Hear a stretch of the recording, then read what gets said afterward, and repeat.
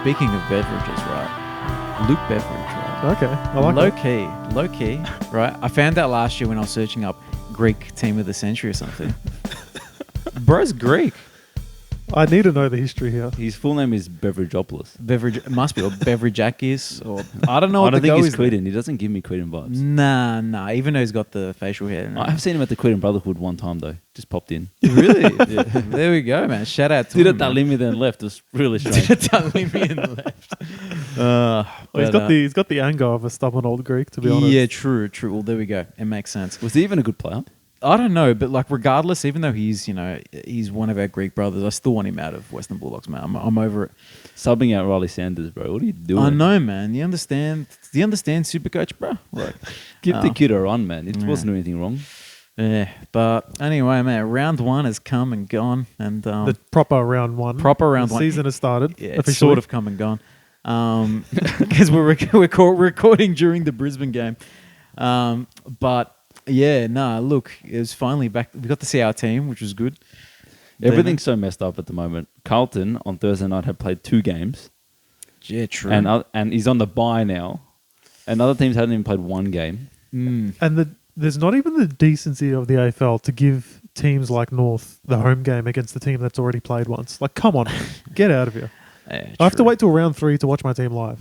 You know what? It's a joke. Maybe that was part of the concessions that they gave us. It was like, look, we're going to give you these picks, but you have to verse GWS first round. You don't know what the backdoor negotiations are, dude. Exactly. Maybe that was it. It's like we want to give GWS a good run to the premiership. If that's the case, I want more compensation. True. You guys had enough, man. Your 2 players starred in the first performance. Yeah, fine. Ripped off. We'll talk about it, but look, as is tradition, we start with the first game, with the traditional round 1 first game. Yep. Carlton, Richmond.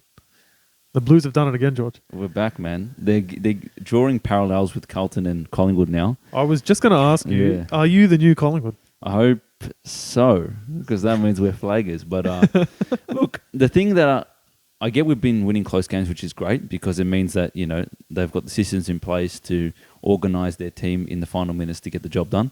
But we're talking about there's been some difficult. We're talking about finals in the last 5 games. Exactly. Up against Brisbane, up against Melbourne, up against Sydney, Melbourne again, which are always tight. It's not exactly like the Collingwood run where every single game they played. I'd be a bit more concerned if, as we go on the season, we're winning every game by 2 or 3 points. But if you're looking back at the last couple of games, you're including last year's finals campaign, where the finals are tough. They're always going to be close margins. So it's good that we're winning those close games, don't get me wrong, but I don't necessarily think it's a trend that is going to continue throughout the whole season in terms of, every single team is... I want to be seeing Carlton put teams away as well. Well, that was going to be my question to you is, all those other wins you said were in finals or last week against really tough opposition. This week was kind of the one to just put your foot down a bit. You were expecting it. That's what you said last week, and we all agreed. How worried are you that it didn't go that way? Look, I was at the game. It was quite a frustrating game, and it wasn't an easy watch. And when the final siren came, we jumped up, celebrated, and said, "All right, let's get out of here." I don't know, just something about it. No singing outside the train station this time? No singing, bro. We just walked and got home. It was a Thursday night as well, man's got to work. But it was a frustrating game for a couple of reasons. But I would say that I think it was a little bit stupid of me to just expect us to come in and roll Richmond, because I was basing it off a little bit of Brisbane, beating Brisbane in Brisbane, which is massive, and then Richmond getting smashed in Gold Coast. But they had 3 critical players come back into the side and make such a difference. Yeah, I don't think you knew at that point when we recorded that they were going to come back in. We So didn't that's speculation, fair but you put Lynch in that team, gives some structure and free kicks. You put Dusty in, Dusty's Dusty. But I almost think that Nankervis is the biggest one. That guy is an absolute bull, and he's a hard matchup for any ruckman. But he usually beats DeConning because DeConning is not as much of a physical beast. He's more of a mobile ruckman. You put them in, it structures them up big time. 100%. And they still got a lot of premiership players, Richmond. But it's also one of those seasons that we said before where no team's going to be an easy beat. And what's interesting about the narrative of this game is everyone was praising Richmond for their tough effort, and they were tough, right? So many injuries, only one on the bench. Lynch with managed minutes, but I don't think those minutes got managed in the end because of the injuries. Yeah. And when in the past, when Carlton was versing Richmond, it was always like, Carlton were brave. against the big bad Richmond. Now it's like Richmond were brave against the big bad Carlton. It's just that it's flipped. I thought that was an interesting kind of parallel. And Carlton hasn't even achieved anything yet. It's just they're touted to be higher and Richmond's touted to be lower. It means shit in this competition where everyone's even. I don't think anyone's going to go in like Carlton. We're going to be versing North in a couple of weeks. Do you think I'm going in thinking, we're going to smash North? You know, it's a tough competition. Of course you will, man. Come on, bro. I'm being humble now, but in 2 weeks' time I'll kill it. But you know what I'm saying, right? So anyway, back to the game. It was frustrating because I thought we really should have piled on at moments. We had moments of ascendancy, especially in the second quarter, where we just couldn't put scoreboard pressure on. And Richmond, they hung in there. Which, huge effort because, again, you said they only had one on the bench at one point. And shout out to Gibcus, man. That's brutal. It is brutal. That is a tough loss, man. He was starting to look really decent. And then they lost Tyler Young as well. So another key defender goes down. And then they had to Prestia. And then Prestia. They had to move Bolter down back. Yeah. I don't know where that leaves them next week with Tools, but it's going to get a bit thin for them. Because Yitzki will probably come back in, dropped after only one game. Maybe Naismith, who knows? Yeah, Maybe they'll chuck him forward. Do you think you would have won if they had normal rotations on the bench? It's only under a goal win, man. Maybe. Look, I don't It's hard to know, man. It's hard to know. I don't know. I don't really... It's a tough one. One of the things that was really frustrating for me early, and I don't want to be this guy, right? But the umpires, I felt like kept Richmond in the first quarter. Tom Lynch got 2 free kicks that weren't free kicks, that were directly goals. They got a couple other goals from free kicks as well, and I just felt like that's what kept them in the first quarter. Second quarter, we had all the play, and we just couldn't score. It was so frustrating. And I just felt like it was one of those things where Carlton was just going to build and get on top of him, and they just never did. So, it was just a bit frustrating from our perspective because I felt like we should have been more ahead, and Richmond just felt like it was almost like they wanted it more at times. And they held in. But look, to Carlton's credit as well, their tackle pressure was huge, and they stuck with it. And in the final quarter, it looked like we were finally getting that run and we're finally going to break him. And then Charlie Kerner takes a mark in the centre square, plays on, gets tackled, and doesn't score. And that was going to put us 16 points ahead. And then Richmond go and kick goal, and it's only 4 points or whatever it was. Like, crazy. Like, that's just the most mental mistake. Everyone's losing their minds. So it was a weird game where I just felt like Carlton should have broken away, and they didn't. It is what it is. We got the win. We move on. Fair enough, That's man. fair. Mackay is like a dead-eye kick now. 3 goals 0, 3 goals 1 last week. Jeez. Was it 3 last week or was it more? He kicked 3 I last think it was week. 3 last week as well. He's in unbelievable form. Yeah, he's in unbelievable form. Him and Cripps, I think. Cripps was like a lone man in the midfield.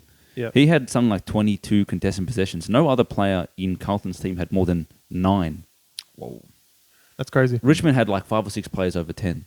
Carlton was just Cripper, so he was mental. I think Mackay really kept us in it as well. Tom DeConnie in the last quarter was good. So he's going to tape up those shoulders again to carry again, eh? It looks like it. We need him at his best, man. I felt like Carlton was really missing Doherty this week.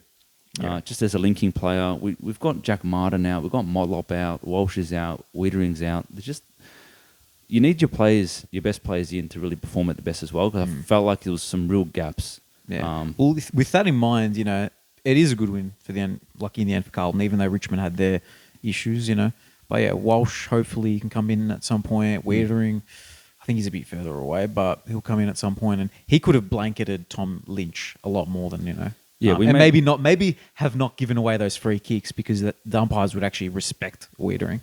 Look, he definitely shores up the back line. So, look, we'll see what happens with Carlton. Richmond, I think, will surprise a few this year as well.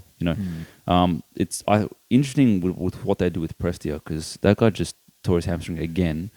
And a little bit of the talk about it was like, is this guy done? Can Richmond really rely on him anymore? Because the last thing you want is to get a player play 1 quarter and then be subbed off and put yourself at a disadvantage. So I feel like he's got to be the most subbed off good player that wouldn't otherwise get subbed off ever. Yeah, true. It's crazy. I feel for him because he's a really good player. Really, I think he embodies how Richmond want to play in their midfield. With their ball movement and whatever. They do have options though in the guts, I reckon, like Taranto, Hopper, Chuck Dusty in there more, Chuck Bolton in there more. I think they'll be able to cover it, but he's like the glue guy though. He's clean with his handball. He's clever with the way he moves up the ground. Yeah. Anyway, they played well in the midfield though. They beat Carlton pretty much all night. So At least in the midfield, they stood up. And their DNA of their spread and their transition was still there. So Yep. Nice. Well, game 2. So this one here, Collingwood, hangover. They can't deny it right now. Yeah, no. This 2 was embarrassing losses, let's be honest. a This great one game was- for the neutrals, man. I'll tell you that. Yeah, true. It's I don't know. Is Collingwood bad? Is Sydney good? What's the I thought Sydney was the most impressive performer of the round, to be honest. They were just unbelievable. Their brutality through the midfield, their ability to spread. I mean, the amount of turnovers that they caused in Collingwood was like record-breaking level. Yeah. And that's why when you get a turnover, that's why there were so many goals from the goal square of like a Sydney player 1 out. Because they turn it over, then, Collingwood is scrambling to defend. But I just think that was just off brutal pressure and power through the midfield. And they're missing Mills, Parker, and Adams in the midfield as well, and they destroyed them. It was crazy. So I thought it was really impressive from Sydney. Yeah, well, first quarter, Collingwood goes at the end of it 1 point up. But if anyone was watching that game, you would see Sydney, it was just a matter of time. Yeah. They were missing chances, and then bang, second quarter, 5 in a row to start within 15 minutes. It was an annihilation. Something I noticed as well, so many goals just from the goal square. Yeah. In other words, like the ball movement was that good. It's Yeah. just resulting in a bomb from That's the turnovers. McDonald just bang into the third level. Mm. Crazy. And I don't know, like for me, Collingwood's forward line just looks dysfunctional at the moment. Myercheck, Elliott, Johnson, just not impacting the game whatsoever. It's interesting how they got away with it last year because McStay was out for the grand final, right? So like, how did they manage to still play good footy without Just crazy him? efficiency and kicking skills. But Yeah, true. I think the blueprint to beat Collingwood is really manic contested pressure. And that's what I think the Giants and Sydney have done with an attacking flair as well. So they've lost to both Sydney teams. But yeah, look, I think you only have to be a little bit off in this competition at the moment and get exposed because it's so even. But yeah, look, I'm not too worried about Collingwood. I think they'll bounce back. But yeah, it was good to see him get spanked, to be honest. Yeah, 100%. It was. It's the same list as last year, really, but you just add Schultz in there, who's sort of, he hasn't been the best so far, but he'll find his feet. We know he's a quality player. Yeah. So And look, we're all happy Collingwood lost. Collingwood fans, I think just you've won the premiership as you're reminding us. Just enjoy that. And we can enjoy the fact that you're not starting so well. Everyone's happy. It's all good. That's it. One thing I did notice, and this was a bit of a theme of the round for me, was aerial marking presence and actually completing the mark is so important in the modern game. Like you look at Carlton, Kerno, Mackay, De Koning, just marking and intercepting everything, whether it be the ball leaving the 50 or going in. Sydney had a bit of that as well. Between McCartan, Amadi, some of the marks he was doing, like Darcy Moore could not stop him at one point. McDonald as well. McDonald, just really, really important. I think when you've got good ground level players like Sydney have, and then just mix it in with those tools, who they didn't have last year for a lot of the year. Amadi was in and out. McDonald was in and out. Yeah. Injuries to everyone else, basically. Yeah, sometimes Buddy would play, sometimes he wouldn't play. Yeah. McLean as well is a bit healthier now. And I think like their ground ball work is as good as anyone's. If their Yeah. keys are marking the ball like they did on Friday, they're going to be a very good team. Yeah. It's good to see Heaney back up his first performance as well. He looks great. The reports were that he's had his best preseason in his career. And you can just, when you watch him, because I've always been critical on Heaney. I thought he's talented. Everyone talks about Heaney. But, other than 1 or 2 seasons, I've never really seen him dominate consistently. Yeah, he has a game here and there. But you can just tell watching him that he's fit. He's different. He's covering the ground. He's a bull in the midfield. He's floating forward, kicking goals. He looks insane. Like, if he keeps this up, he's like in a Brownlow level contention. That's how good it looks. So I think you said his best preseason yet. I think I saw a quote of him saying it was his first fully fit preseason. yeah, that's ever. even crazier. wow. So and he's been around for a while now. he has. 28. Yeah.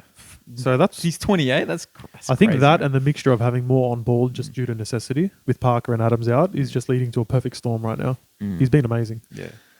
But yeah, long may Collingwood's losing continue. Yeah, and actually, just another quick one. Yeah, go for it. When Heaney goes to the forward line again, which I think he will, the marking is just insane. Yeah. Because then you got the mismatch of Heaney, along with Amadi and McDonald and McLean. It's just, Yeah. yeah. It was good to see. And then Chad Warner's taken another step as well. He's gone backwards with his haircut, but he's gone forward with the way that he plays.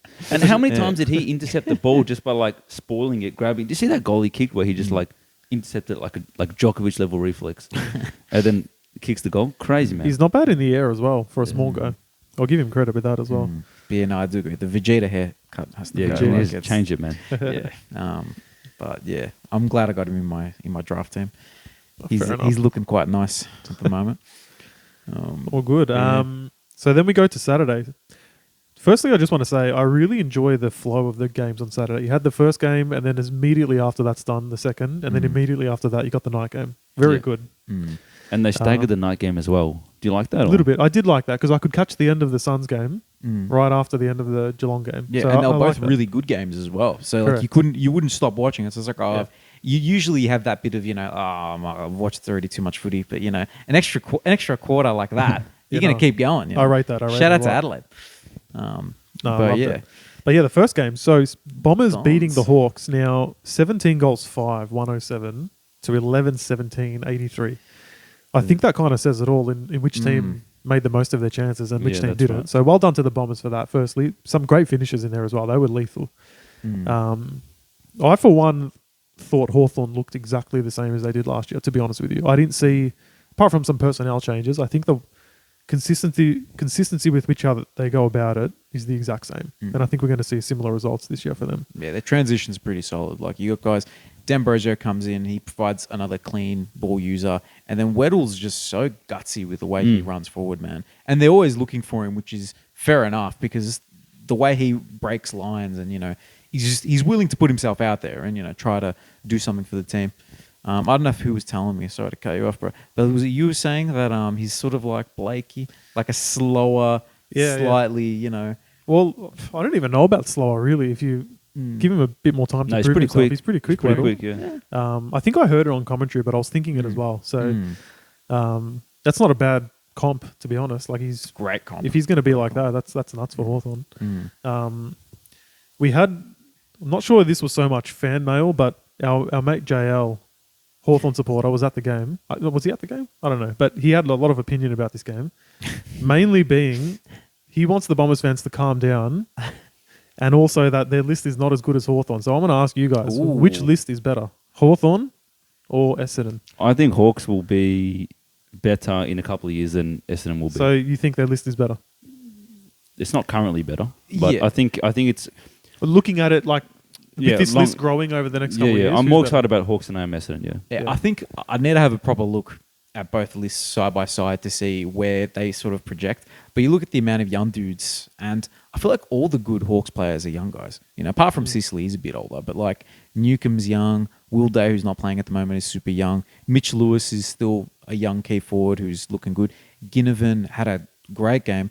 This is something that you did definitely say. It was very... the way he was coming up the ground was very... who did you compare him to? There was a player that you compared him to, a half forward. Brian Myers. Brian Myers, the guy who's, who comes up the field and, he's providing a bit of, He was leading possession getter in the first quarter. Yeah, he was everywhere, So you look at that, and Dylan Moore as well. He came... Who would have thought he had glandular fever, man? He was straight back into it. Yeah, all right, I'm happy to go with Hawks. Look, the thing, Essendon's obviously more mature, and Essendon smashed Hawks out of the midfield. That was probably the biggest difference in terms of the gameplay. Without Parrish as well. Without Parrish. Perkins comes in there, dominates. Sam Durham comes in, and there was a lot of talk about him in the preseason, Durham. Not that I know much about him, but there was like, if there's one player to watch out for this guy. 5 or 6 clearances, looked pretty good as well. So Essendon had that advantage, but I really felt like the Hawks just, when they had the ascendancy, just didn't put any scoreboard pressure on. Could have made a obviously it makes a massive difference if you convert, and they just weren't doing that early. And then in the end, Essendon just too mature and tough in the midfield to get the result. But I do feel like Essendon carried on a bit, yeah. Fair. Shout out to the crowd, though. I think they got 77,000 in. Yeah. That's pretty good. Incredible crowd. For two teams who are, they should be they should be excited about their lists to an extent, but they're not guaranteed top 8 teams by any means. You know what I mean? So to get that amount of people out, shout out to them. Yeah. And actually a bit more directly from the ground feedback this one. So my brother was there, also a Hawthorn supporter. Wasn't happy, still isn't happy with the drafting of Nick Watson in the top 5 or whatever it was. Oh, wow. Yeah, He's actually of the belief that this physical disadvantage he's at is just too much to overcome. And he didn't see anything in that game, nor in the preseason, to convince him otherwise. What's your view on that? I think he will become a pest and very good small forward. I do agree. When Sanders and Curtin are on the board, they should have taken them first, in my opinion. Given his body shape, size, and position, I think they're better off not playing him right now. Just let him develop a bit. That's interesting. Especially when you see, like, he wasn't imposing his will on the game at all. And I'm surprised they didn't sub him off, to be honest. Like, he seemed like the perfect sub off and, you know, maybe give him another chance next week. But he's not happy, to say the least. He kicked 3 points, though. Those points go in as goals, and it's a different story. They didn't, though. They didn't. I know, but it's more about the way that he plays and the opportunity. So he created some opportunity. Yeah. I think he'll be okay, but I can understand the frustration when you're seeing Riley Sanders, you know, do really well. Your midfield getting beat up a bit by Essendon's. It's not early days, not the best look, but I'm sure it'll turn around as well. Fair enough. But yeah, well done, Bombers. Honestly, yeah, very clinical. If they can keep that up, they'll give themselves every chance to win a few more games. But 17-5, I don't know. That's a high bar. I think they're going to have to do better overall to win more games. Next game, Matzo, why don't you start us off with this one? Our boys, the mighty Kangas. Finally, it's our turn. You know, we've got to watch our team play. I know. And look, it's a tough way to start the season against the informed side of the league over there at Western Sydney. But I think North, look, we can hold our heads up high. I don't think we played that badly. Like the transition moving, you know, and the attacking play that we were able to have against GWS, I thought was solid. You know, we kicked it to their, you know, intercepting markers a bit too often for my liking. But at the very least, there's something there movement-wise going forward, like with McKercher and Sheasel was excellent. LDU was great. Powell looked like he somewhat belonged in the midfield. Jerry did well on the ruck. Jerry dominated Briggsy. Did well. Which who would expect that? Because Briggs has been... He ended the year last year as one of the most dominant rucks in the comp. So, yeah, Jerry looked very good. But, yeah, GWS are just... They're the real deal, man. They're the real deal. Yeah, I think you're right. This was the game that made me double down on my thoughts from the Friday night game with the aerial presence. Like, we had none, to be honest. GWS has probably the best in the league, or thereabouts. Most informed, probably, yeah. Yeah, like between their forwards, obviously Hogan dominated. Riccardi did well. Yeah. Brown, Toby Green. Yeah, Brown, Cadman Green, and then in the even back, looked the fine. defenders picked off absolutely everything. But I think you're right. Look, North definitely has improved because there's no way in the last 5 years we don't lose this game by 70 plus. And the fact that it was under 40, you consider that's like a goal and a half per quarter worse than them. Yeah, I'll take that, you know. bad. So and look, we made it look respectable because our kicking was excellent. And this was not. Yeah, and theirs was 17-19, man. Yeah, exactly so, right. Yeah, but you know that's credit to Dersma had a couple. He looks excellent. Yeah, he was the way he flies in from the sides and can pick off a couple, contested marks. He looks very very good. I actually think he's the best mark on the team already. I know that sounds ridiculous, but look, I don't think that's far out. Everything I know about him and everything I've seen so far, I can't think of anyone on the team who actually marks the ball better than him. To be honest with you. Well, he's 189, 190. He's probably 190 now. He looks taller. His arms, though, like the wingspan, he's probably the wingspan of a 200 centimeter guy. The way he goes about it, Yeah, they're and below the way the he knees, just, for sure. and the way he just sticks the hands up and clunks it. Yeah, He's going to be looks very good. It's crazy that other North, supporters and pods thought, maybe we'll play in the VFL. Obviously, they're not draft experts because he was always going to be in the round one team, man. Thanks for reminding me because before he played, because he only played one preseason game against the Saints, the second one. And after that, all these North pods I watch, which honestly I like them all, well done to everyone making the content out there. But everyone was of the belief before that game, like, he's very raw, he's very skinny, he's not going to play. And I remember telling you, like, every time, like, what is everyone on about? Like, this guy walks into our team. It's not even close. Like, especially when we can't score and we have not much attacking threat outside Larky. This guy's in. And then he plays one preseason game and look what he can do. He's not getting dropped. No way. Here's a little comparison, right? Imagine if we had Bailey Fritsch in our team. Yeah. Skinnier dude, not a key position high, but he can still mark the ball and can still score goals. You're not going to say, bro, you're not starting. You're not good enough to start. You're a good player, you're going to be in there. You know what I mean? Exactly. That might be the comparison for early early Dersma before he starts to move in the midfield. You'd think. Well, he does move more up the ground than I think people expected as well. Like he's not just a stay-at-home small forward. Nah, Far from it. He's pushing up, getting involved a bit. So good on him. But yeah, look, honestly, happy enough with that as a first game, considering who we're up against. Yeah. I'm feeling optic for next week's game against Freo for sure, I reckon. Another quick one, right? Yeah. Just to shout out the other debutant, or the other first rounder debutant in Colby. Yes. Between him and Shees, I think it was like 40 effective kicks. That's crazy. That's a lot. That is a lot of effective kicks. So, we've got good ball users now coming out of halfback. Fortunately, Zach Fisher didn't really show that. He had a lot of clangers. I think he had 5 clanger kicks, which, not a good first showing for him. But we can see the quality that he brings. Yeah. We saw it in the preseason games. He'll be just fine. And I think they did put a bit more time and effort into stopping him, to be honest. And he was he was matched up on Brown a few too many times. Like, feel like the matchups we were one taller defender off. Just the matchups were just a bit weird. We didn't have that in between, that in between size defender who can lock down, sort of Luke McDonald, the matchups weren't right, I think. So I think he'll bounce back against Freo. And actually, speaking of our defenders, shout out to Josh Goda. Yeah, unfortunately, I was just gonna mention that.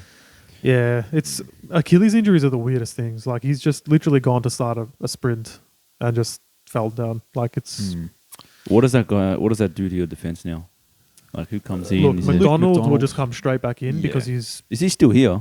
Yeah, he's been getting. No. He had a bad hamstring surgery in the off season. So, but no, look, honestly, Goat, I think you just look at him physically. He's of a good build. Like he's medium size, but he's got some speed. He's putting on muscle. He was going to break out finally this year. I think he played like 1 game in year 1, 10 last year, and he's ready to go. Like play pretty much a full season this year. Yeah, exactly. And he looked fine as well when he was playing. So, yeah, it's disappointing because he's one of those dudes I'd rather see him play than Luke McDonald, to be honest with you. Well, I don't think McDonald was getting back in the team because he was playing on Green, and I know Green was sort of in second gear, taking the piss a little bit, but he didn't have much impact on the game. And Goda was trying really hard on him, and I thought did a great job. So it kind of sucks. Get well soon, but he's a North supporter as well, Josh Goda. So hurts extra bad. Yeah. But anyway, so we moved to the next game, which, like we were saying, was staggered pretty well. Geelong at Cardinia Park. The Cattery. I told you guys, St Kilda has not earned the right to tip them in Geelong. Yeah, they came close, man. Hey, look, I didn't say they were a bad team. I just said they haven't earned the right for me to tip them. I think that was a bit jumping the gun from you guys, to be honest with you. Look, just calling you out a little bit. All right, fair enough. Look, it is a smaller ground, which doesn't really suit St Kilda's. Why does that matter? Because they're so fast. Yeah. They're so fast. How many times? When did you come up with that thought? Drink when the commentators say that St Kilda's fast. You'd be smashed by half time. What a time, bro. That shout out to Chris Michaels, that one. He mentioned that one, that they weren't able to spread their wings. I like that comment. Okay, so I had to bring it up. Shout out, Chris. I like that. Very loyal listener of the pod. So, but yeah, look, it's interesting with them because you can see that the movement is looking a bit better. Bonner, which is a very contentious one for me because he's in my Supercoach Classic and Draft. I've doubled down on Bonner this year. It's the most random player to double down on, mate. Yeah, I know. But he looked really good with his ball use. But look, Geelong, shout out to him. The old guys didn't look so old. They stood up. Yeah. Cameron was back to his best, which was good. Dangerfield with the game winner. Yeah, that was really like a proper Dangerfield performance. That was a proper Dangerfield performance. Even Tom Stewart hasn't missed a beat. You know, Holmesy, his movement, whoa, he's excellent. And Dempsey's an interesting player to watch, isn't he? Where does he come from? I don't know. And he'll just put the Jets on and show this incredible speed, marking. He seems like a very well-rounded player. Yeah, I think they mentioned that he was. He had to choose between basketball and footy, one of those type of players. Basketball background. Oh. Yeah, exactly. So he was probably going to be a point guard for the, the Guangdong Tigers or something in China. Now, if anyone knows that reference, but yeah. So, I don't know. We ruled out Geelong. Where did we have Geelong in our ladder? We had 14th or something? Lower. But I guess they're in that clump where you don't know where they'll end up. Yeah, true. I'm still excited about the Saints though. I think that they're going to be pretty good. I mean, I think Max King looks really in form. Nazaya Wanganeen. I really like him. Yeah, he had a good game. Really like him. And Jack still looks like he's fit, and that's really important for them. Well, he's got no bandages on the shoulders anymore, which is a big sign. And his haircut looks great, as usual. Yeah, he's a very handsome man. Yeah, 100%. Adds to his playing ability. So 100%, man, 100%. I think they'll be all right. It's good that they fought. Like, they're a very strong defensive team, right? Because they're coached by Ross Lyon. That's what they do. So they always stay in it. But just their ability to score is, something they need to work on. But I think both teams were pretty ineffective in front of goal. So could have gone either way. They fought back, but yeah. I think the experience from Geelong just held them in good stead there. Yeah, it was an entertaining game, man. Seriously, like towards that end part. I actually was watching, and then almost immediately after I put my phone down and started getting ready for bed, I come back and I see that they've kicked through. I actually saw Dangerfield lining up for the goal. Oh, right. So I'm like, what the hell's going on here? So well done to the Saints. Quick rewind to see what happened. Rewind, yeah, they kicked a few goals. I kind of liked the fact that Dangerfield kicked it and didn't over-celebrate. That's kind of like, to me, it was like, oh, this guy, he's been through a lot. Yeah. And he doesn't need to. He puts the finger up and just walks back. He's like, is it that impressive that we're beating St Kilda and Geelong? Like, come on. I like that he didn't they didn't jump on him and like the Danny Houston goal from last year. Like, he was just a chill. I'm the man still. I'm 35, but I'm still the man, and moved on. My only final comment I'm 35, and his number's 35. Hey. Is he 35? I think he's 35 now. Yeah, he must be close. Yeah. What's Hawkins then? 40. Yeah, he must be. When is this guy going to retire? Well, did he play all right? Hawkins, Yeah, he was did. okay. He was fine. I think when you're that big and strong and smart, You don't have to move. you don't have to move that much. You don't have to move. That's fair. I was just going to say, look, on the Saints, how much better do we think they can be this year? Because they did make finals last year. They were 6th. They played against a really good GWS team. So it wasn't even like a super disappointing finals performance. So, but how are they much the same? Can we expect much better? Because I'm sure the Saints fans want to see a finals win this year. Yeah. Not just making the finals. Look, they had a lot of injuries last year. So I don't know what their state of their list is, but I know Jack Sinclair's coming back soon. Tim Membry, who had some issues off field, looks like he's pretty fit. So that adds to their forward line as well. A couple of their players like Mitch Owens gets better naturally. I think Liam Henry's going to add something to their run. I feel like they'll be good. Yeah, it's hard to know exactly where they'll come from though.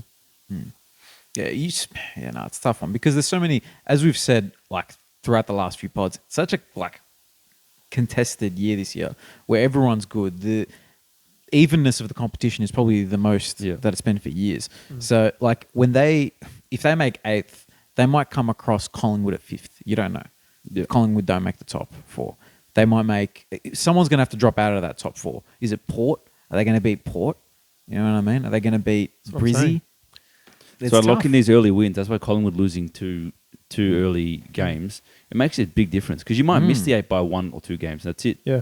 So taking your chances early. Or you make it and you're playing Sydney in Sydney instead of in Melbourne. Yeah. Yeah, exactly. Or Port Adelaide in Adelaide. You know, it's going to be tough. Or Geelong in Geelong, man. Who knows, man? Maybe. Do they play finals in Geelong? I don't think they do. No, they don't. No, actually, they don't. They just play them at the MCG. So, yeah, fair enough. Moving on to the next game. So, again, thanks to the fixturing, I got to watch this match for the first time just in the last quarter. And I feel like if you watch the last quarter of this game, you saw the whole thing. Yeah.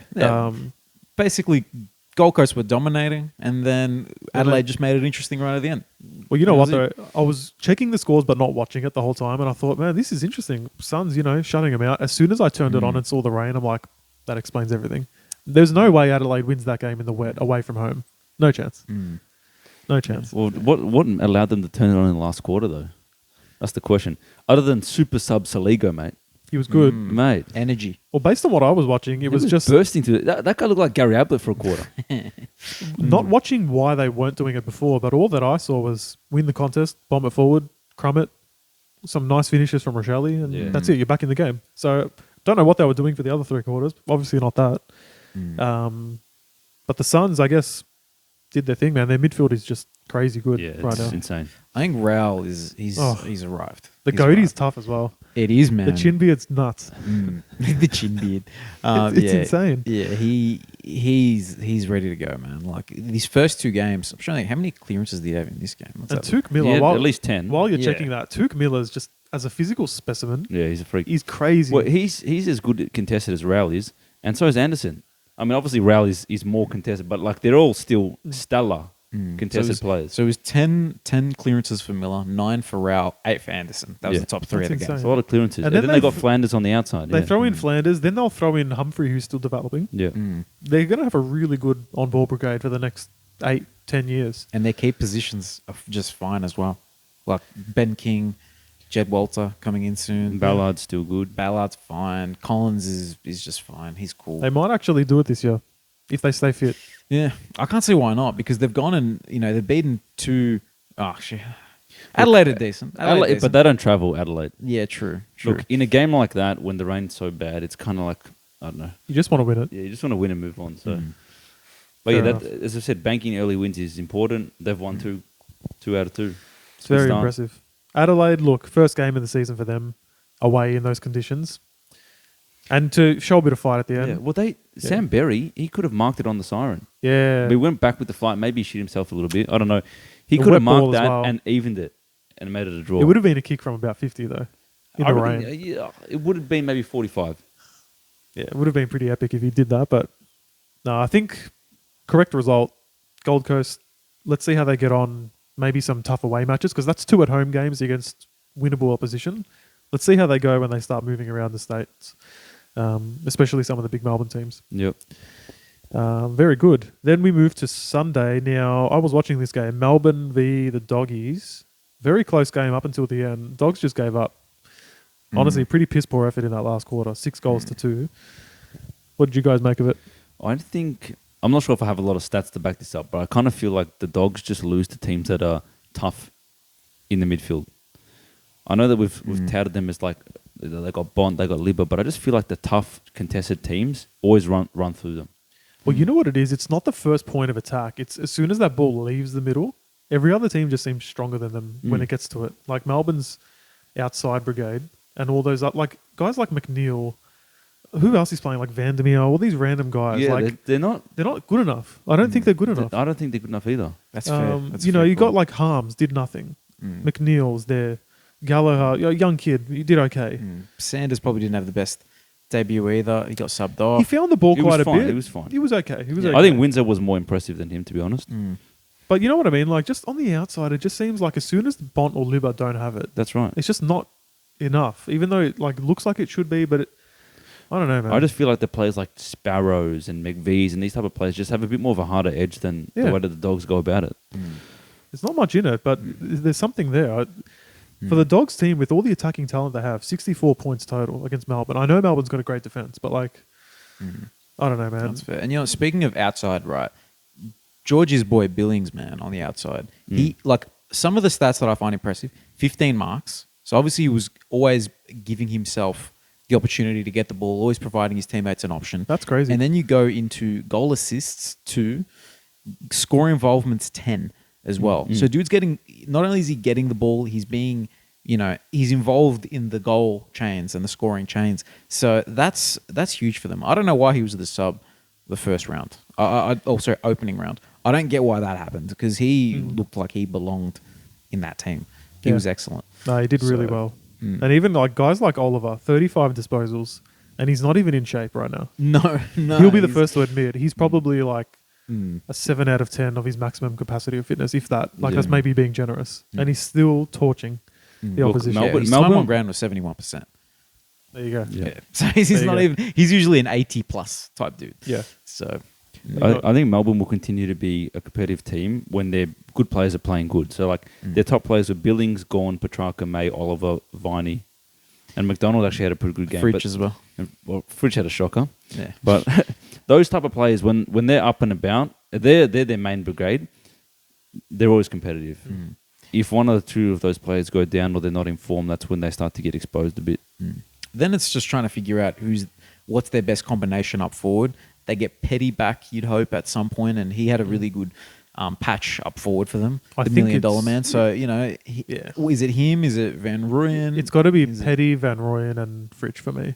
Yeah. I think Ben fair Brown, enough. when push comes to shove, isn't preferred over Petty, especially in a contract year. No way. Yeah, no. Things, Ben Brown, shout out to him. He's provided a lot of joy for North fans and Melbourne fans.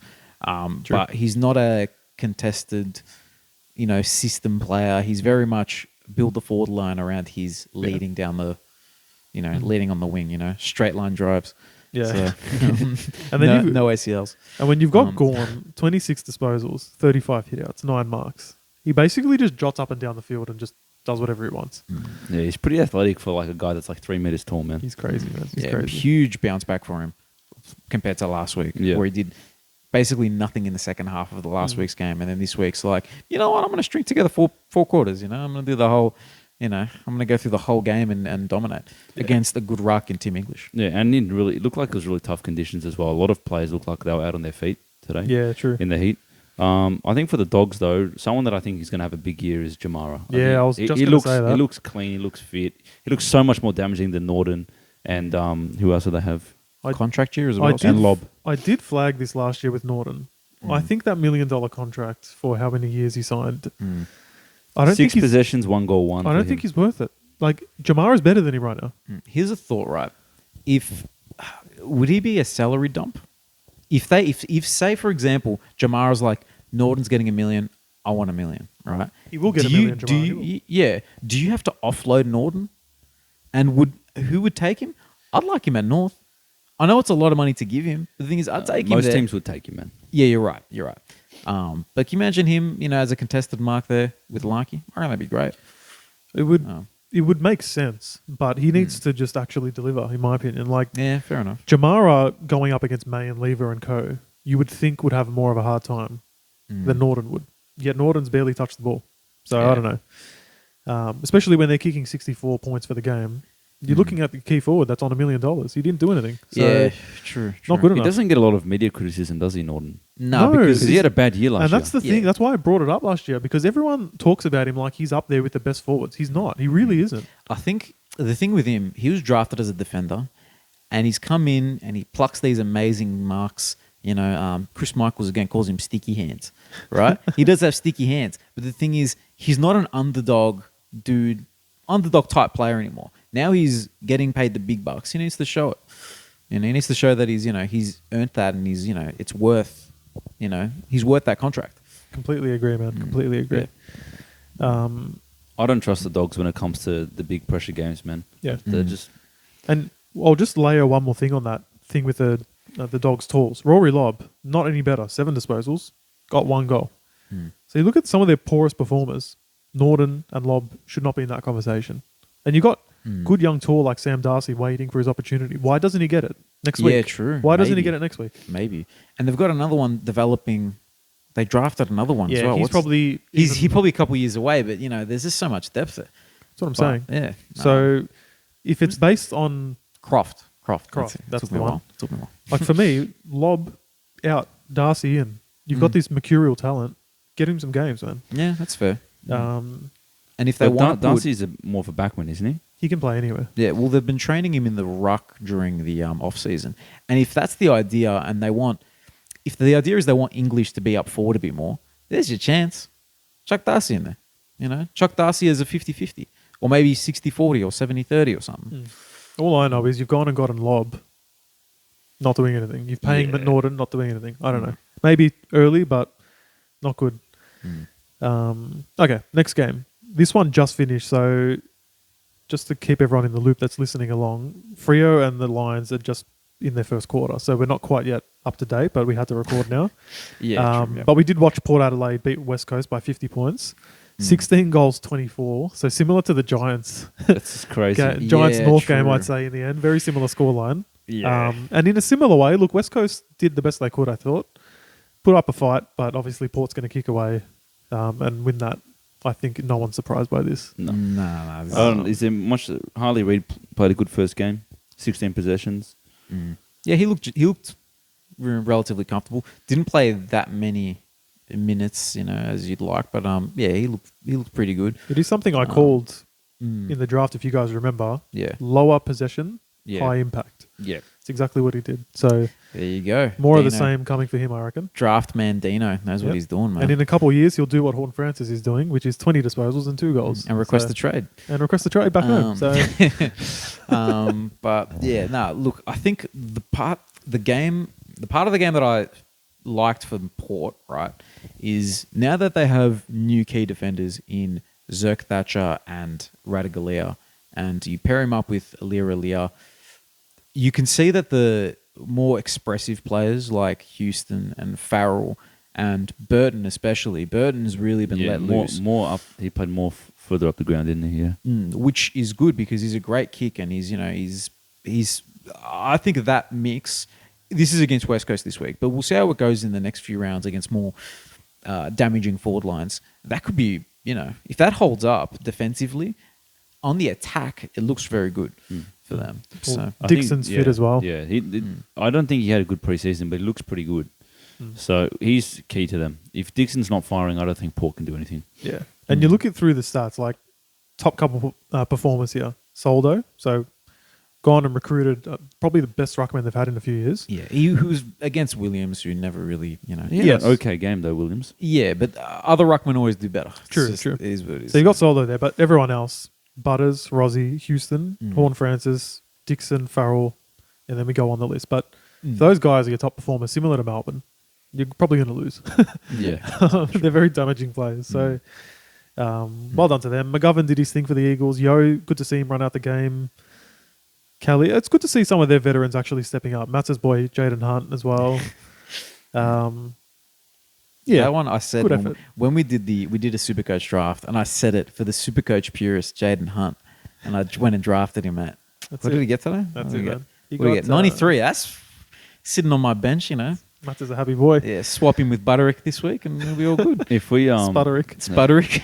he had a bad game in the wet though. You got to see him. Playing the try game. Nah, look, he's rotting on my. I'm going to keep him on my bench, and no one else is going to touch him. You guys, I actually like you guys. I don't want you to put up with that type of shit. Thanks for in your protecting team. us. What a Yeah, nice guy you are, man. that's him, man. I'm protecting you guys from yourselves. So, yeah. I think West Coast is the only team this year that there's no chance they're beating. Like they might win 1 or 2 games, but they're no threat. I think every other team, I think on their day they can win. The West Coast, they still lost by 50 points, but if Port, I mean that could have been 80 points without him trying. Well, the last quarter, was 5 goals, 9 Yeah, for Port.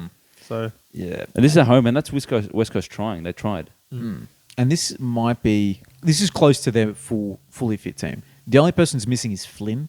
And I don't know if Flynn is really making that big a difference. No. It means that Williams goes into the forward line and it changes them up structurally a little bit, but I don't think it's going to be that big a difference. agreed. And live update, and we're going to talk about this game like it's already finished because it already kind of is. Brisbane's, it's the first quarter, 12 minutes in. Lions are up 25-2. Hipwood's got 2 goals. Zorko's got 1. And who's got the other goal for the Lions? It hasn't even uploaded yet. Oh, Zach Bailey. Yeah. So, My boy, look, let's just safely assume Brisbane's going to win this one without by Neil as well. a decent little margin without Neil. I think Freo are bad. I genuinely do. Yeah. Their on-ballers seem okay, but either end of the field, forward defence, I think they've got a lot of work to do. Yeah. Um, What do you think of the contract extension? I actually noted this down. I wanted to talk about it. So who, sorry? of the Longmire. coach. Along my. So we yeah, said in our interesting, first part of yeah. the season, we actually said coach is on the hot seat, maybe first to be sacked, and he came up. And I think for good reason. They don't play good football, and they sort of had that first season high, and then last year was a disaster, really. So all the questions starting, is he going to sign on? And then this early, just 1 year, look, That means nothing. that means nothing. You're right. Really, Yeah. all it means is we're going to give you a little bit of extra money when we fire you in 3 weeks. You know what I And mean? We're it- just going to give you a bit of, just because you're a nice guy, we're going to, pay out a little bit more of your contract. Or something like Yeah, that. and it's kind of like we don't want the noise, but also we don't trust you. Yeah, that's exactly what it is. That's exactly what it is. It's we don't want anyone to talk about it because we think we're going to be bad this year and we want to just focus on our footy. Yeah. So it's not a contract year, but yeah. And here's the thing, right? So they're going to lose to Brisbane today. They're coming to Melbourne to play North next week. Not that North has the right to be anything close to a heavy favourite. I think you guys will beat them. But I think based on the preseason and this week's game, I think and based on what we saw in spurts in the second half of last year, I think we can beat them. And say we did. All right, let's just say we win by 2 or 3, 4 goals, whatever it might be. They're 0-2. They've just lost to North. How is he not still on the hot seat? This contract has done absolutely nothing. I feel for the guy, but kind of a weird move from the Dockers, to be honest with you. Who are their young players playing today? They've got a lot of them, man. They've got a lot of them, and they're good. We like them. You know, we like Hayden Young. We like Brayshaw. We like Sarong. Well, let's not talk about those 3 because they're already established. They're So really made. Jai Amos, obviously we know he's going to be a great key forward. Erasmus is the sub. Hasn't done much He's yet. a high draft pick. Draft pick, hasn't done much yet, okay? Michael Emmett, Johnson. I don't know too much about him, but he's Not sort Michael. of... Matt Johnson. Matt Johnson. Matt yeah. Johnson. Is Emmett supposed to be replacing Schultz? Is he a small player, Emmett? Mate, see, the fact that we don't know is probably not a good sign. You know, They've got Oscar McDonald. When did he get picked up? In the back line. Last year, in the off-season, I think. Yeah, look, I don't know. I think with them, it's not that the team is that bad. I just think they're I missing think it a is few... the team's that bad. Yeah, but the same team made finals 2 years ago. Only a few players different. Well, It's not that different. There are some, like, they had Lob when they made the finals, didn't they? Lob, they had Akers. Lob, Schultz, Akers. You're Henry. right. I guess they haven't replaced them. Henry. They're just missing holes. Like, when you look at... I'm not scared of anyone in this team except for Sarong and Brayshaw. And there's only so much Sarong does as well. Like, he wins the clearance, but he's not winning you a game, I don't think. Luke Jackson's obviously got talent. I think we're really digging in on how bad they are when they haven't even played much of this game yet, which is interesting. No, But I just look... it's probably a good prediction. I'm though. just looking at their list, right? Like, their captain's Alex Pearce. No disrespect to Alex Pearce, but that's their captain, man. Yeah, he's finished. Like, Fair. Carlton's captain is Cripper. This guy, Freo's captain is Pearce. Yeah. It's kind of like North. And I love Jai Simpkin as much as the next guy, as Matt knows. And Luke McDonald. But, like, yeah, you know what I mean? Your captain has to be like an LDU or something. Yeah. Or, mate, to be honest, Honestly, like Larky. Shizu and Larky, I think. Yeah. Well, Larky was captain for us this week, which we didn't mention. Are they going to do like a Rosie captaincy Sheasel type of situation? Yeah, in the next 5 years, bank on it. 5 is a long time. Well, how long's Rosie's Rosie? only 21. He's Really? captain. That's crazy. Wow. Well, look, Sheasel, his leadership on the field, of the way he uses the ball, and you can tell he's a good dude as well from, you know, he has that vibe of like hard worker type player, you know what I mean? So he'll probably get it. But at the same time, Simpkin also a hard worker, driving standards, positive dude, always smiling in the, Will you know, Simpkin behind the even scenes. remember anything after that hit? Yeah. Look, I hope he So- does. I hope he does. We'll see if he's back next week, actually. That's something to watch. Yeah. Yeah, true, Um, true. So that's kind of it for the games. I know we haven't finished the Lions one. I did have something I wanted to bring up, and I know it's round one. I know this is typical me, but I want to talk about the umpires a little bit. Yep. I've been teasing it in our group chats Come on, all week. Dino. Like, wait, it's building. It's building. Yeah. It's Well, been a bad week for them. yeah. Like, if anyone owns a pressure cooker, and you know that bit where like it's releasing the steam, that's been me over the weekend.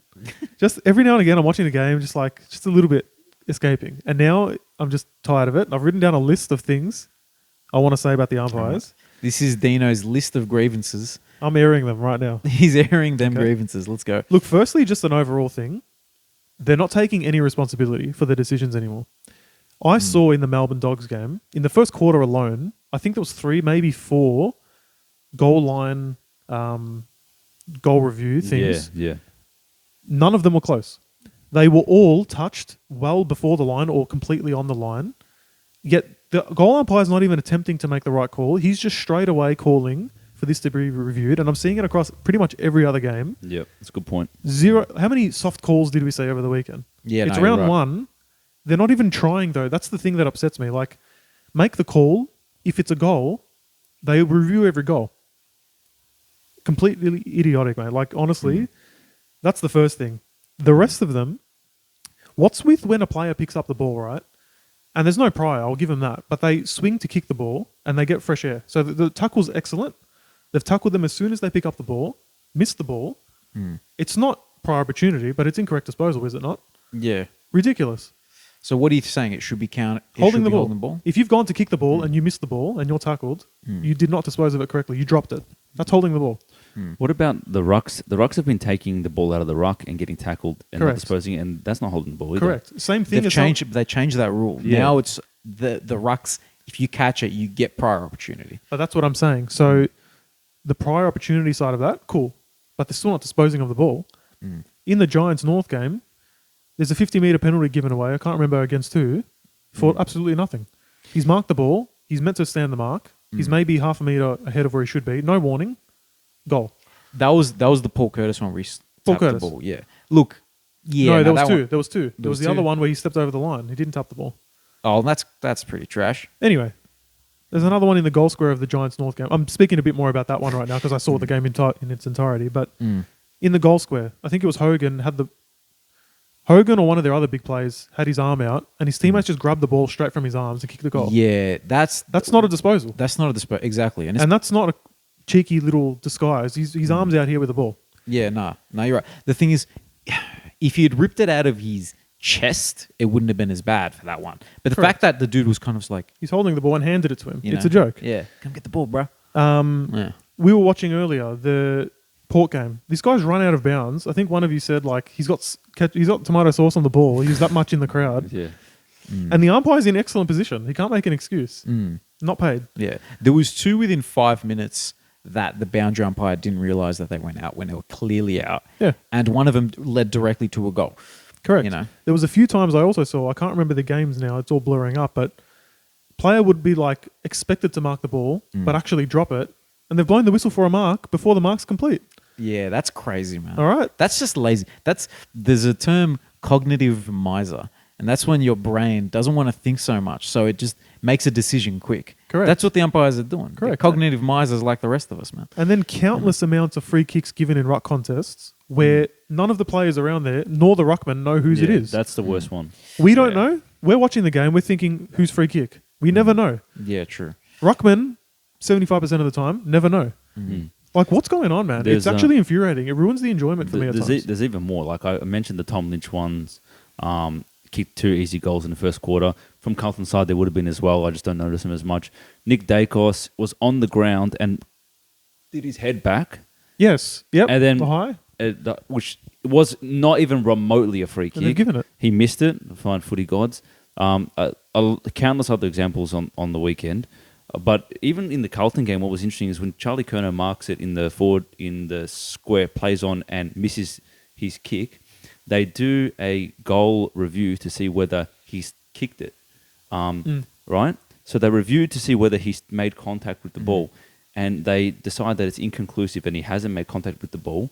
Right? It goes to the goal line and they pay it holding the ball. Not a point. Not a point. Oh, Which means that they've reviewed.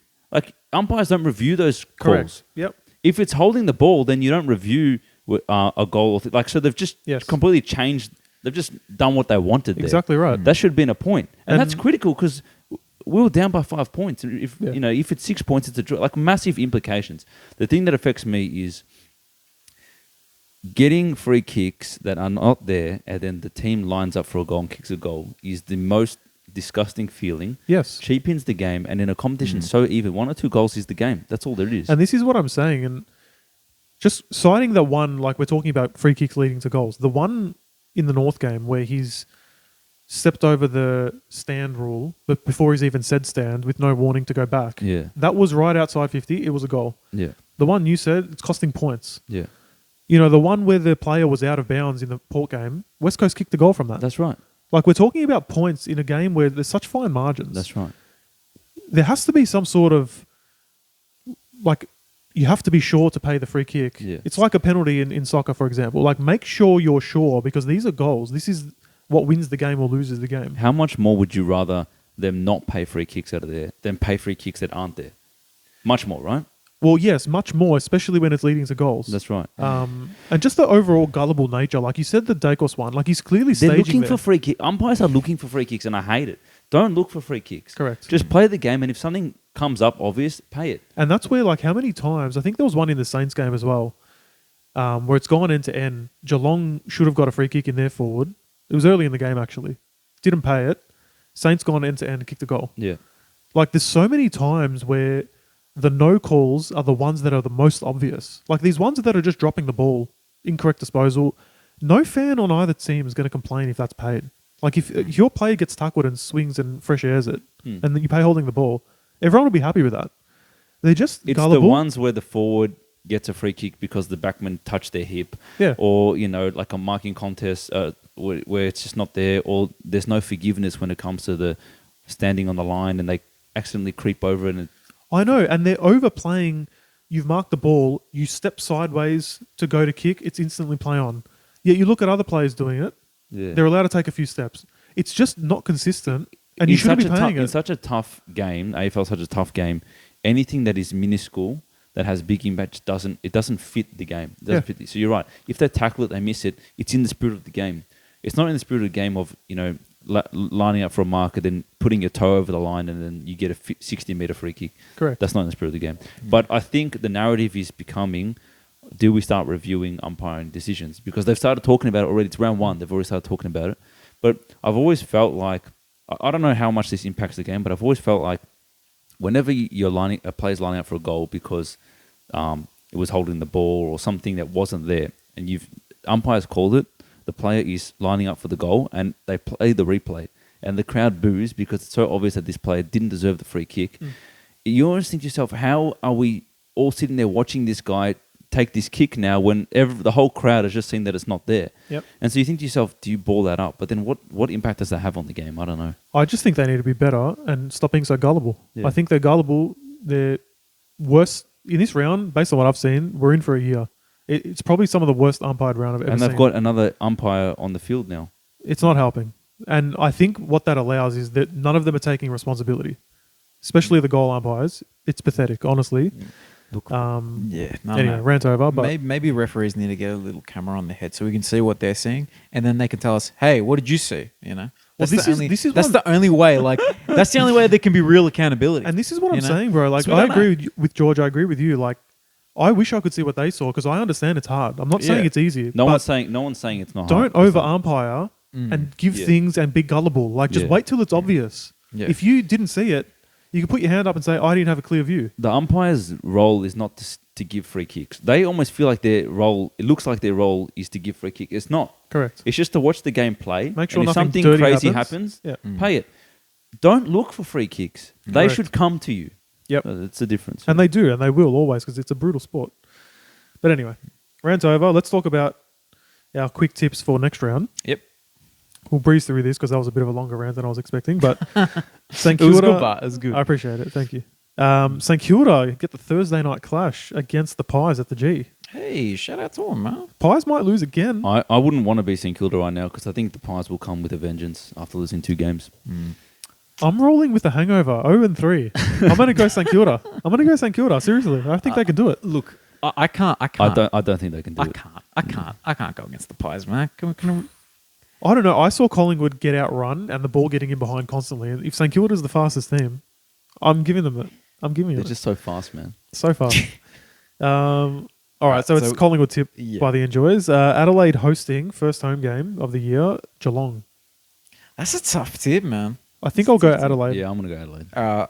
I'll jump. Actually, no, I'm going to go Geelong like Deano did last week. So I can go, boys, you should have. You like how I'm getting in early so I don't become the third man anymore? You know what? From now on, we said it. We said it last week. Georgie's never the guy who has to scale. You know why? It's because I tip with instinct. I don't think about it. All right. I just go bam. What's your instinct telling you on 1:45 Mega Clash? North hosting Freo. North. Hey. North, there you go. Respect, We're all going North, We baby. just shout on Freo for like 20 minutes and I'm going to tip them. Yeah. Hawthorn in that nice little 4:35 slot against Melbourne at the G. D's. D's. They're a better team. Sydney hosting the Bombers at the SCG. Sydney, man. Sydney? They're going to run them ragged. Doggies hosting the Suns. Look at in Ballarat. Look at the odds here. $1.56 Bulldogs to $2.43 Suns.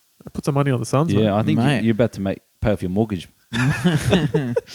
Yeah, that's it. If I had one.